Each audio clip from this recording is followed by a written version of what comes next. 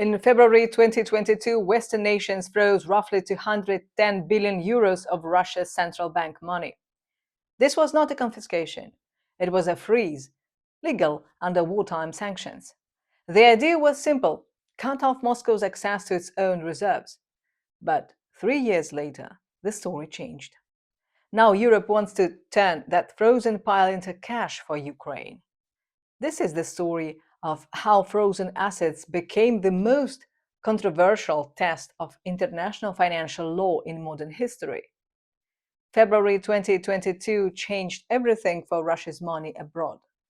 When Russian forces entered Ukraine, Western allies immediately blocked transactions with Moscow's financial institutions. Central bank assets worth $245 billion got stuck in Europe overnight. The money didn't vanish, but Russia couldn't access or move a single euro. Freezing assets is one thing, but what Europe planned next crossed into entirely different legal territory. By 2025, Ukraine needed 135 billion euros to stay afloat through 2027. The European Union promised to cover Ukraine's bills, but European taxpayers weren't exactly thrilled about opening their wallets.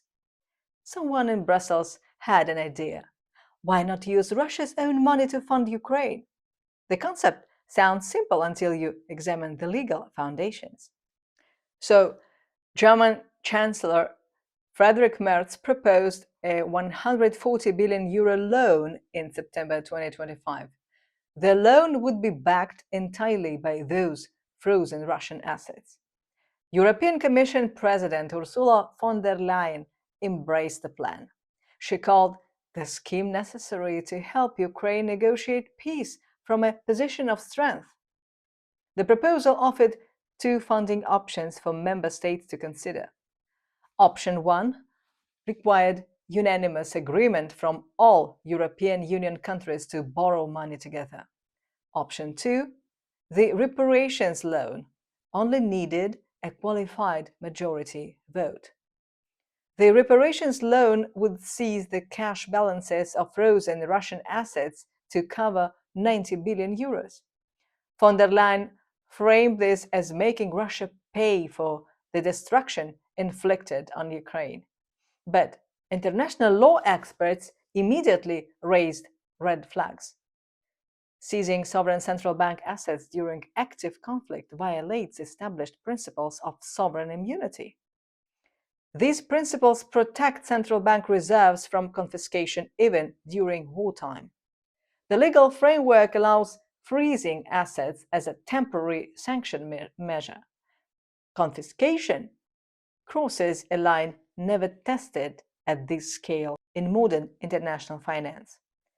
Vladimir Putin called the plan outright theft of Russian property. He warned the scheme would dramatically reduce confidence in the Eurozone. Moscow promised harsh retaliation if Europe touched a single ruble. The Kremlin ordered officials to prepare measures for payback.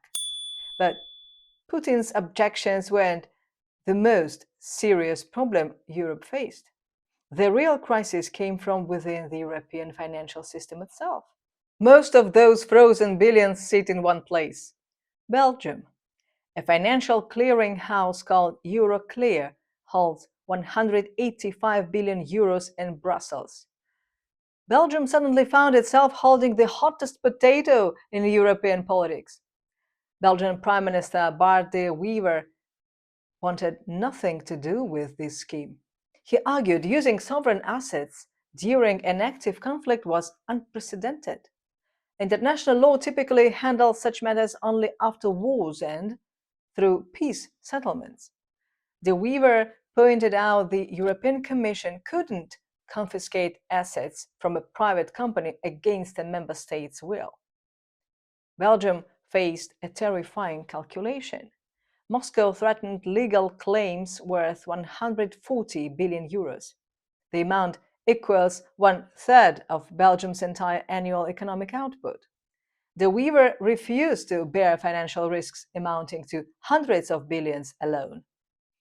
Belgium's banking federation backed his resistance with urgent warnings. Febelfin, The Federation of the Belgian financial sector warned the proposal created unpredictable risks to Belgium's stability as a financial center. If investors feared their assets could be seized during political disputes, capital would flee Belgium.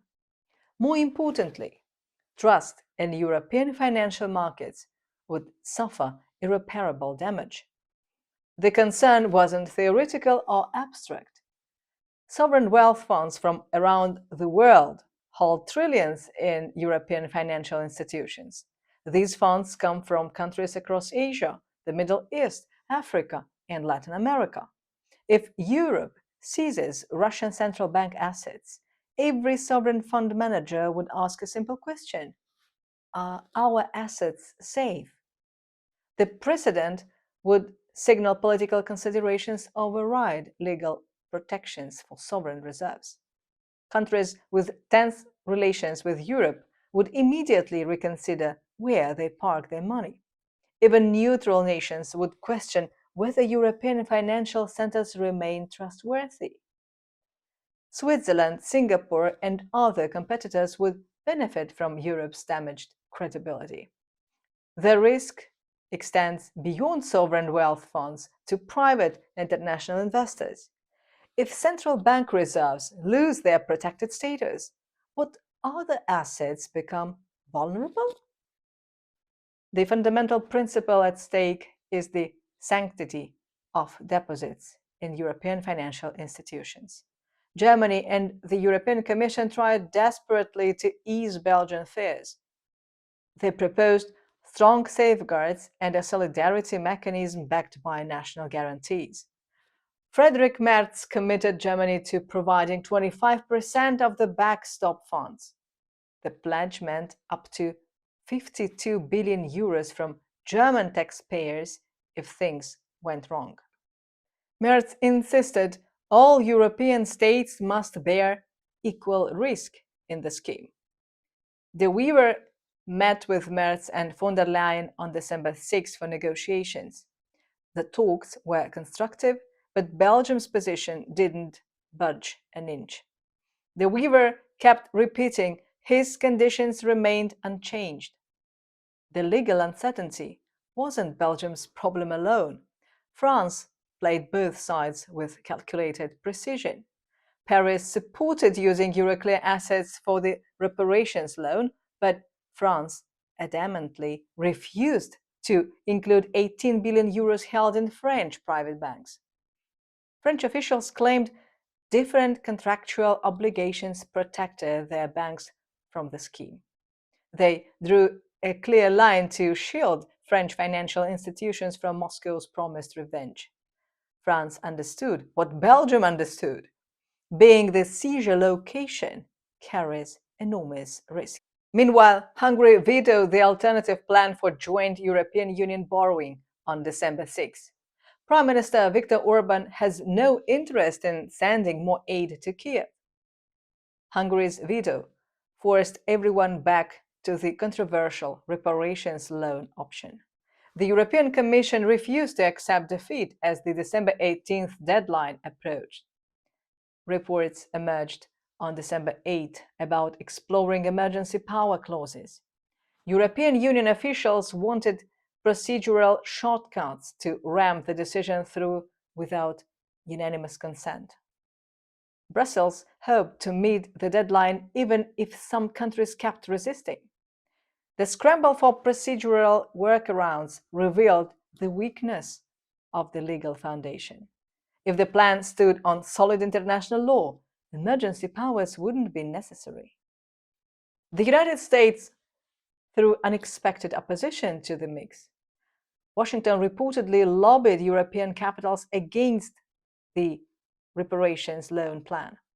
US officials argued the frozen funds should be preserved for a future peace deal. Using the money now would complicate post-war negotiations. European leaders suspected Washington wanted control over reconstruction contracts. Friedrich Merz shut down any US involvement immediately. He declared there was no possibility of leaving the mobilized money to America. The United Kingdom found itself caught between multiple pressures. Britain holds £8 billion in frozen Russian assets. London wanted a stronger security pact with the European Union, but also needed to navigate carefully. The UK started considering its own national reparations loan while offering guarantees to the European Union scheme. China weighed in with sharp criticism. Foreign Ministry spokesperson Lin Jian called the European proposal a violation of international law. Beijing opposed unilateral sanctions lacking United Nations Security Council authorization. China urged all sides to remain calm and work toward de-escalation through dialogue. The Chinese position emphasized resolving the crisis through political means. Beijing's objections mattered because China holds enormous reserves in European institutions.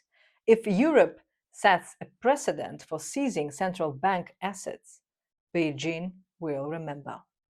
Chinese sovereign funds and state banks hold hundreds of billions across Europe. Any signal of political seizure risk will prompt immediate diversification away from European markets. The same logic applies to Gulf states, Asian economies, and emerging markets worldwide. As December 18th arrived, the fundamental questions remained unanswered. Does political urgency justify overriding established international law on sovereign immunity? Do the financial and reputational risks to European institutions outweigh the benefits? What happens when the next conflict arises and another country demands similar seizures? Belgium and other opponents warned the plan risked global financial stability. Russia elevated the discussion of asset seizure to a potential cause of military escalation. The world's largest political bloc needed obscure emergency clauses to pass a financial decision. Europe held €210 billion to influence future peace talks, but the price tag gets measured in credibility and trust. The Russian frozen assets story reveals a fundamental tension in modern economic warfare. Sanctions work when they remain within established legal boundaries. Confiscation pushes beyond those boundaries into uncharted territory. International law on sovereign immunity exists for good reasons. These protections ensure central banks hold reserves abroad without fear of political confiscation. When major financial centers override these protections, every country recalculates where to store reserves. The precedent applies far beyond Russia and extends to any future political dispute. A wrong step will throw the financial markets into chaos. Belgium's resistance highlights the core problem. Nobody wants to be the jurisdiction where seizure happens. The decision made in December 2025 will reshape how the world views European financial institutions. The frozen assets sit there, tantalizing policymakers but terrifying lawyers and bankers. Ukraine needs funding, Russia promises revenge, and Europe debates crossing a legal line. Here is what this moment teaches us about power and trust. Economic weapons only work when the rules stay predictable. Break that rules once, and everyone starts looking for the exit. That's all for today. Thanks for watching.